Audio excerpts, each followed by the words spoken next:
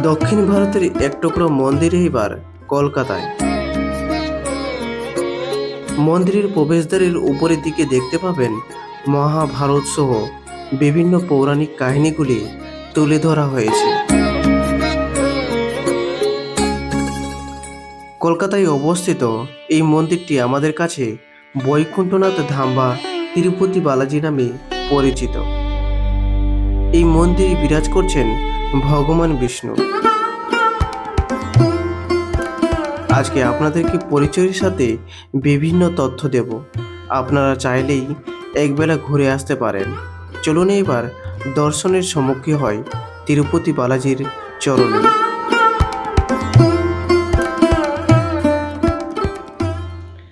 Hello family, welcome to my channel. আপনারা সবাই কেমন আছেন? আশা করি সবাই ভালো আছেন। আমি ভালো আছি।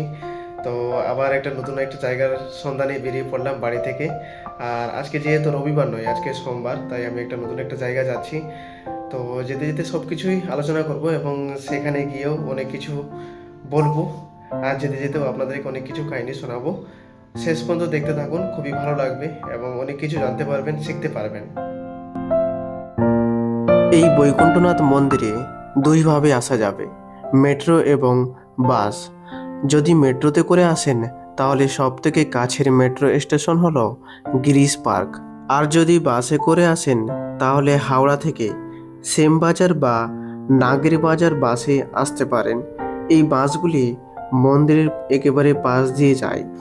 গ্রিস পার্ক যে মেট্রো স্টেশন আছে, মানে সেই গ্রিস পার্ক মেট্রো স্টেশন থেকে বেরিয়ে এসে দেখতে পাবেন একটা চৌমাথা মোড় আছে এবং চৌমাথা থেকে বেরিয়ে একেবারে পশ্চিম দিকে হাঁটতে হবে এবং পশ্চিম দিকে হাঁটার পরে কিছু দূর এগিয়ে এসে আবার একটা চৌমাথা দেখতে পাবেন। এই চৌমাথা থেকে ওই 2 মিনিট হাঁটলেই রাস্তাটা পেয়ে যাবেন। রাস্তার একেবারে পাশেই দেখতে পাবেন এই অপূর্ব সুন্দর মন্দিরটি।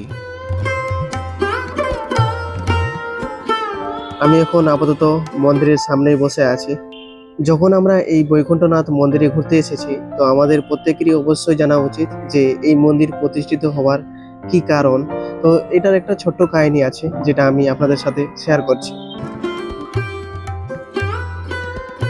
এই মন্দিরটি বিংশ শতাব্দীর শুরুর দিকে নির্মিত হয়েছিল।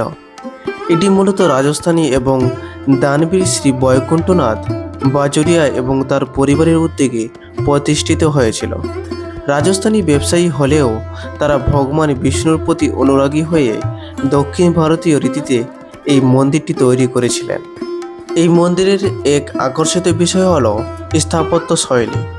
কলকাতা বা উত্তর ভারতের মধ্যে এই দক্ষিণ ভারতীয় শৈলীর মন্দির খুবই কমই দেখা যায়।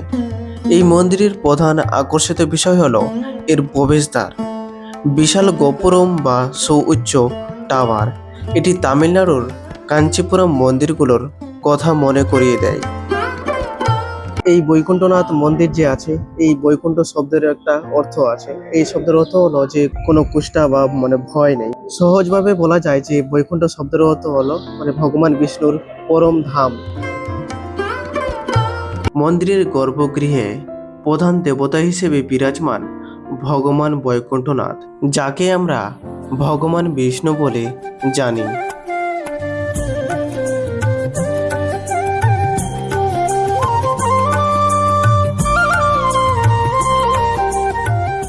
এই মন্দির প্রতিদিন খোলা থাকে সকাল 5:30 থেকে 11টা পর্যন্ত এবং বিকেল 4:15 থেকে 8:30 পর্যন্ত। মন্দিরের এক আকর্ষিত বিষয় হলো সন্ধ্যা আরতি। এই আরতি প্রতিদিন সন্ধ্যা 6টায় হয়ে থাকে। আমি আপনাদেরকে একটা গুরুত্বপূর্ণ কথা শেয়ার করতে চাই, বিশেষ করে যারা ভগবানের প্রতি ভক্তি এবং যাদের শ্রদ্ধা ভালোবাসা বেশি আছে, তো তাদের আমি বলবো, যদি আপনারা মেট্রো করে আসেন তো মেট্রো করে আসলে কিন্তু দুই পাশে কিন্তু যাওয়া যাবে। ওই পাশে হচ্ছে পরেশনাথ জৈন মন্দির আর এই পাশে হচ্ছে যে বৈকুণ্ঠনাথ ধাম বা মন্দির। তো একদিনে কিন্তু দুটো মন্দিরই দেখা যাবে। যদি আপনারা এই মন্দির ঘুরতে আসেন তাহলে আমি আপনাদেরকে বলবো যে সন্ধ্যাবেলা আসবেন। সন্ধ্যাবেলা আসলে একটা ভালো যে এই মন্দিরের সৌন্দর্য আছে, সৌন্দর্যটা আরো দেখতে বেশ ভালো লাগে।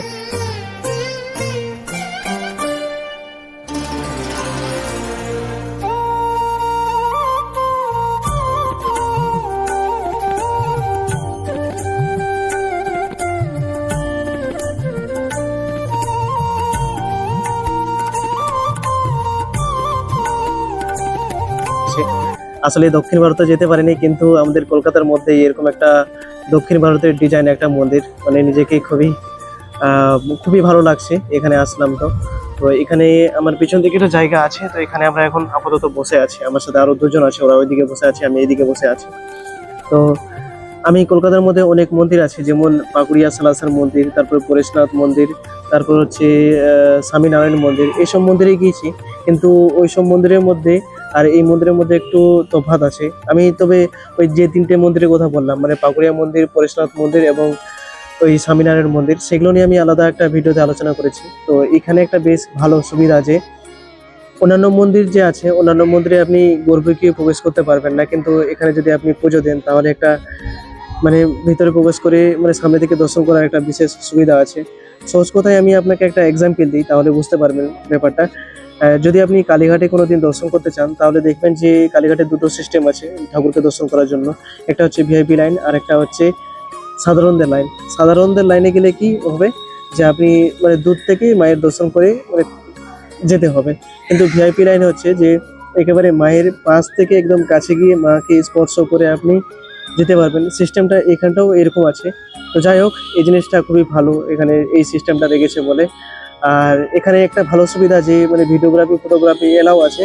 তবে একেবারে যে নাট মন্দির আছে, মানে গর্ভগৃহের মন্দিরের সামনে যে নাট মন্দির আছে, তো ওই সামনে থেকে মানে ভিডিও করা একেবারে নিষেধ আছে। তো যাই হোক, তো আমি আরেকটা কথা জানাতে চাই আপনাদেরকে। মানে আমাদের ভারতবর্ষে বিভিন্ন রকম মন্দির দেখা যায়, তো সেই মন্দিরের অনেক নাম আছে। সেই নামগুলো আমি একটা অন্য ভিডিওতে আলোচনা করব, সেটা আপনারা অবশ্যই দেখে নেবেন।